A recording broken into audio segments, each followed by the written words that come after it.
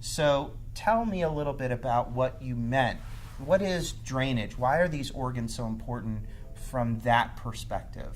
Well, drainage is a concept that's been around for a while, and I wish I could take credit for it, but it's been talked about for a long time. But it's important to understand that organs need to detoxify. They have to create a defense, really, from the environment and as byproducts of our metabolism. And the problem that occurs is if you're not absorbing nutrients, if you're under chronic excessive stress, if your blood vessels have restricted blood flow to these organs, that your ability to detoxify, to be able to mobilize things and process things go down.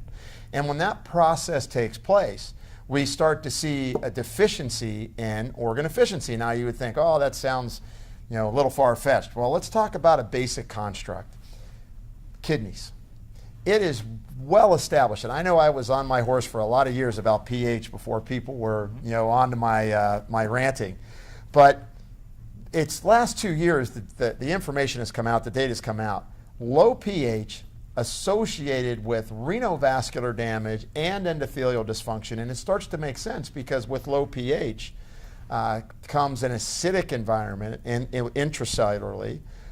It relates to when your pH is low, let's say for urine pH, for example, you dissociate ions that have been coupled for detoxification.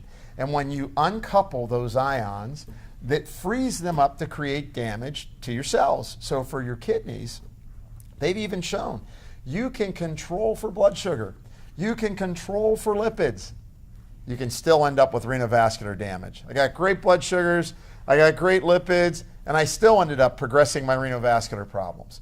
And I think that's because we don't take into effect this concept that drainage is how efficient are my organs at getting rid of toxins that are man-made or byproducts of our metabolism.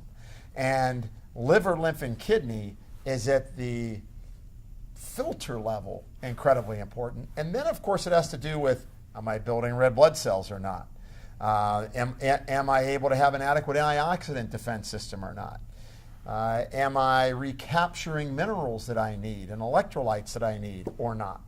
And I think that when you look at Triad 4, people hear detox, because it's kind of it's the detoxification triad. But when they hear detox, and I talk to people, they think that means, oh, you mean you took a tea and you had several bowel movements.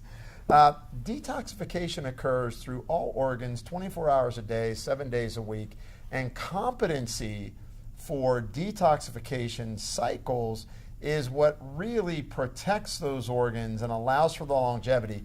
I know you've seen this, I've seen this as well. There's a big swing in people with compromised renal function. It's becoming more and more common. And it's because we don't do anything until we see they're in renal disease.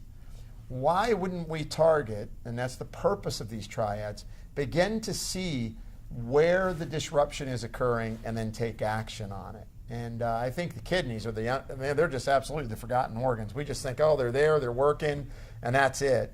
And it's really important to realize you have to work at your organs of detoxification so that you remain competent, or what I call to rage against the night, right? You've got environment, you've got internal milieu, there's nutrient deficiencies, there's metabolic processes, drug therapies, all that can influence the efficiency of these organ systems in that triad of liver, lymph, and kidney.